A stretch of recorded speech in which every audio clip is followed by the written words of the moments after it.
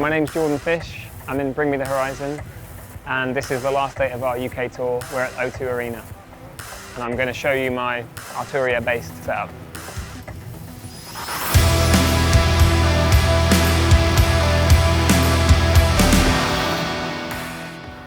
We got the keyboards. We've had this kind of rack-based, it's like a drum rack system for my stuff, just because sometimes I change, it's like a mixture. There's obviously a big drum and some keys, and it just allows us to add stuff and move stuff quite easily.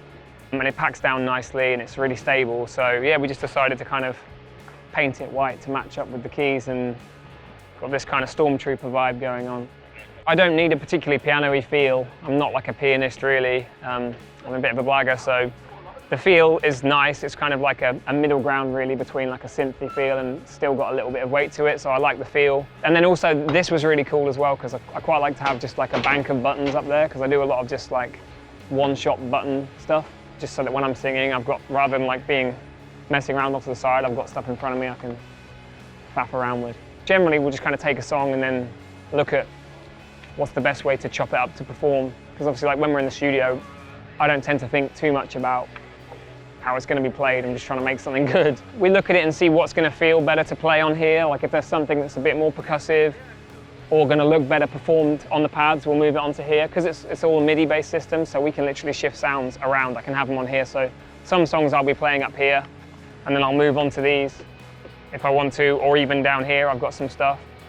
Some stuff I'll play like if it's a bit more keysy, if there's chords or piano, there's some piano bits. We use MainStage for the sounds. Teardrops I start up here on these buttons here.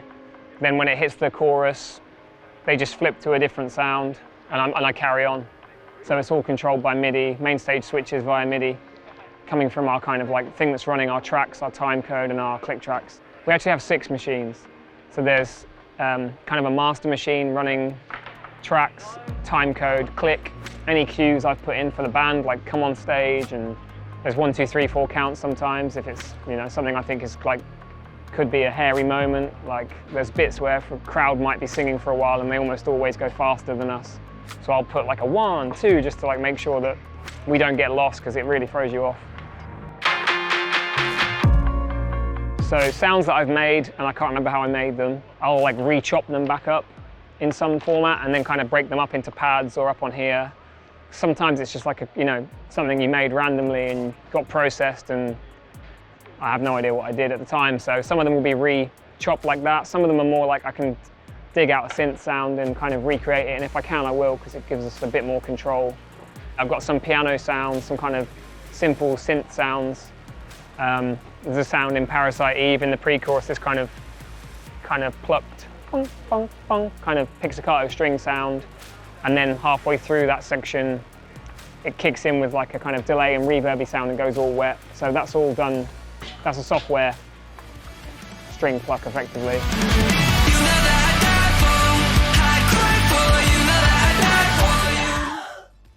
They're robust, but they're also quite lightweight, which is good as well, so not super clunky. The one I had before was a little clunky.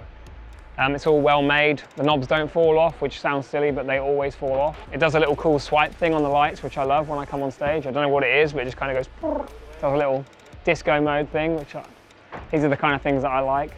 For me, it's got a bit of everything. Both of these have got a lot of buttons on. You've got the faders, you've got all these for parameters. It's a nice playing keyboard. It's well made, so yeah, it's a perfect keyboard very versatile, great for touring. We haven't had any issues with them, and I really enjoyed playing them. And they look sick, so you win on all counts. I have these little stickers on there, partly because I'm awful, but partly because sometimes I'm over here playing and I'll like have to do that really quickly. So if it's like dark, it gives me a little starting point to find where I am, just in case you see the stickers and think, oh my God, he's awful. I am awful, but that's my excuse for those. I'm a good musician in some senses, but I'm not a player particularly.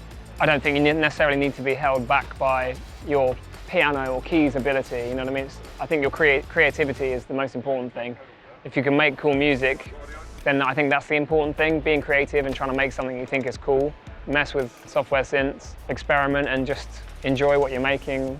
As long as you can make some music that you think is cool and people connect with it, then that is way more important to me.